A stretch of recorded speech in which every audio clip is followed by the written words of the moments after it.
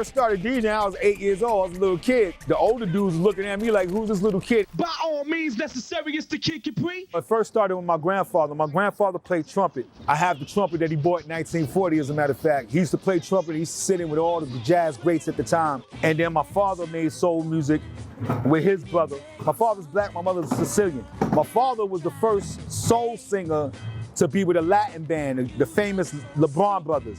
We used to have this record player that you used to have to stand up, lift it, and you have to look over it so they had a TV in front of it. I used to be on that thing scratching it before I even was a DJ. It was the records that he used to play, the James Brown records, it was the Cool in the Game records, the Ohio play, it was the funky music that he played that always kept me knowing what it was. And then he always bought a lot of stuff. And those same records that he bought, I snatched up later on. It was the things that molded me to get ready to do what I had to do. I went to a party in Marble Hill Projects. It was $1 to get in. I just watched B-Ward the whole night. And then I ran home and told my mother I wanted to be a DJ. She bought me that mixer with no headphones, so I had to guess all the spots on the records, and that's what made me better than everybody on the block. And they used to look at me and say, damn, how's this little kid doing that?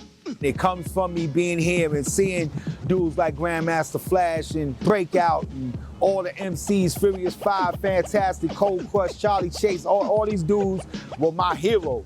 I didn't get recognized till years later. I mean, I was DJing a lot of years on this block and like do parties, house parties and stuff like that. I seen it bigger than that. And the radio didn't want to give me a job. My sister was working at BLS. They didn't want to give me a job. I went there, you know, I'm kicking free. I got my tapes nah. So I went to the street and started selling my tapes. They're gonna hear me one way or the other. We're gonna get into the old school beat of things, you know what I'm saying? With the light-skinned brother DJ, KID Capri. Next thing you know, my tapes is in every car driving by.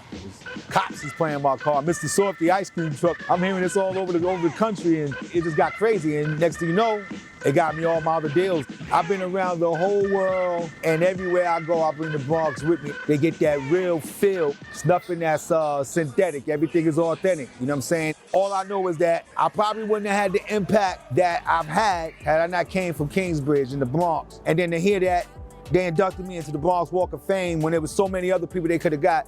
Yo, man, it meant everything to me.